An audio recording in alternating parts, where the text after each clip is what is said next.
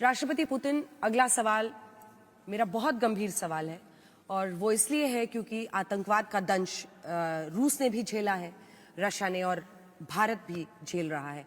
पहलगांव का आतंकी हमला हो या फिर उसके बाद दिल्ली का आतंकी हमला, ये जो विश्व में कुछ देश ऐसे होते हैं जो अपनी आंखों पर पट्टी बांध लेते हैं आतंकवाद के मुद्दे पर, वो सोचते हैं ये तो किसी दूसरे देश की घटना है, और जो उसके कल्प्रिट देश होते हैं या जो उसके लिए जिम्मेदार देश होते हैं उन पर उंगली रखने से वो इनकार करते हैं। इस पर मैं आपका जवाब चाहती हूँ। ये जो आइडियोलॉजी चला दी जाती है कि आपका आतंकी लेकिन मेरा तो वो स्वतंत्रता सेनानी है, इस डबल स्टैंडर्ड का क्या उपाय है, क्या इलाज है, क्या तरीका होना चाहिए इसका डील करने का? Ну, все очень просто. Значит, терроризм, за свободу надо бороться легальными средствами. Все, что связано с бандитскими средствами, с нанесением... ये बहुत आसान है। Не может быть... आज़ादी के लिए लड़ना हो तो कानूनी तरीकों से लड़ो। हमारा तो यही मानना है कि आतंकियों का समर्थन नहीं किया जा सकता। जैसा आपने कहा, रूस भी आतंकवाद पीड़ित रहा है।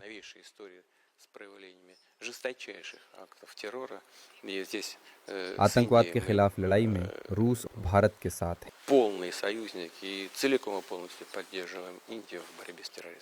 जब हम नेबरहुड की बात कर ही रहे हैं तो एक और बहुत इम्पोर्टेंट देश है अफ़गानिस्तान, और रूस एक ऐसा देश है जिसने तालिबान को रिकग्नाइज़ किया है, उसको एक सरकार होने की जगह दी है। ऐसा क्यों, जब सारी दुनिया देख रही है कि वहाँ पे अभी भी औरतों को इक्वल राइट्स और हक नहीं मिलते हैं, और हम उस लड़ाई में देखते हैं कि बहुत सारे देश लगे हुए हैं, लेकिन फिर भी आपने डिसाइड किया कि तालिबान को रिकग्नाइज करना चाहिए, क्यों?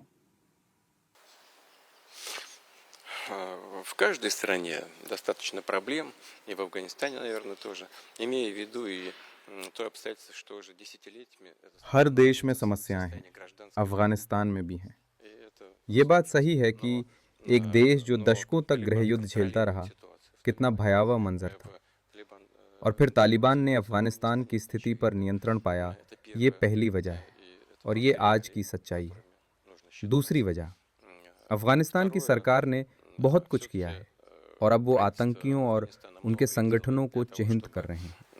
Для того, чтобы бороться с тем же самым терроризмом, с террористическими организациями, например, с тем же исламским государством. उदाहरण के तौर पर इस्लामिक स्टेट और इसी तरह के कई संगठनों को उन्होंने अलग थलग किया है।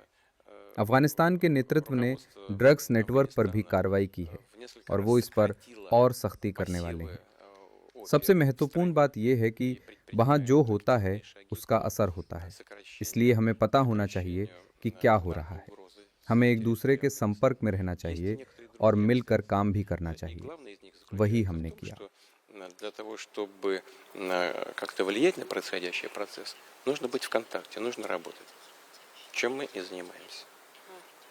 प्रेसिडेंट पुतिन, एक बहुत छोटा सा इंसिडेंट आपके साथ शेयर करना चाहूँगी, क्योंकि हम अभी महिलाओं के हक की बात कर रहे हैं। हाल फिलहाल में अफगानिस्तान के अंजना फॉरेन मिनिस्टर आए हुए थे दिल्ली, और हम औरतों को, विमेन जर्नलिस्ट को, उनके प्रेस कॉन्फ्रेंस में एंटर नहीं करने दिया गया, तो हमने वहाँ पे प्रोटेस्ट किया और आखिरकार हमें जाने दिया। बिल्कुल, ये भारत का दमखम है कि हम दो महिला पत्रकार आज आपके सामने भी खड़े हैं, और वहाँ पर भी ये दबाव उन पर पड़ा और उनको तैयार होना पड़ा, और फिर हम गए अंदर।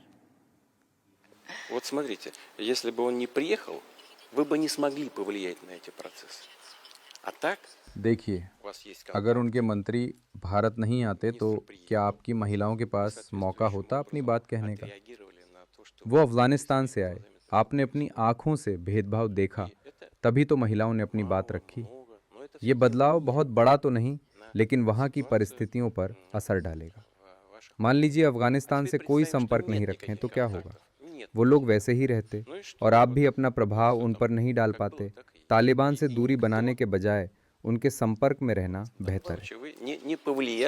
не как-то не выразил своего отношения к этому. А так у вас такая возможность есть. और हम गए, हम जा पाए अंदर, और फिर हमने प्रेस कॉन्फ्रेंस को कवर किया।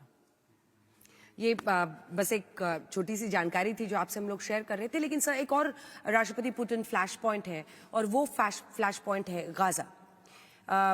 ट्रंप साहब का अपना गाजा पीस प्लान है, आपका बतौर रूसी राष्ट्रपति व्लादिमीर पुतिन का क्या गाजा प्लान है, गाजा पीस प्लान है? Мы не предлагаем какого-то особого плана. Мы всегда исходили मेरा из कोई того, अलग что, से शांति प्लान नहीं है। что मैं для того, समझता हूँ чтобы कि решить проблему, अगर फिलिस्तीन की समस्या का Палестины, समाधान करना है необходимо, तो यूएन का реализовать, शांति प्लान решения, 100% लागू принятые, करना होगा। и принимавшиеся सबसे на महत्वपूर्ण протяжении बात यह है कि многих स्वतंत्र лет फिलिस्तीन देश का Организации निर्माण Объединенных करना Наций. होगा И और главное यही из них समस्याओं это का создание समाधान है। независимого палестинского государства. Вот в этом ключ к решению всех проблем.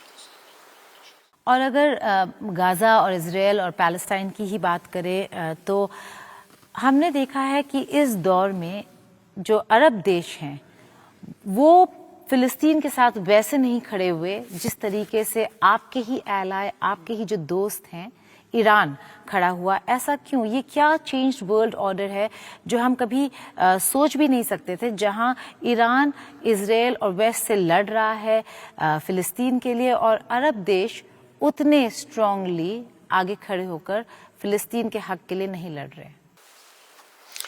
Вы знаете, каждая из этих стран по-своему болеет, переживает за Палестину, за палестинский народ. И каждый आप जानते हैं कि ये сभी देश फिलिस्तीन को लेकर चिंतित हैं। этого лежит на поверхности и видно, что-то остается в тени, но это не значит, что никто ничего ये सभी चाहते हैं कि फिलिस्तीन राष्ट्र बने। कुछ देश खुलकर मदद को सामने आए, तो कुछ देश शैडो की तरह काम कर रहे हैं। несколько месяцев это невозможно, но стремиться надо именно к этому, к созданию палестинского государства.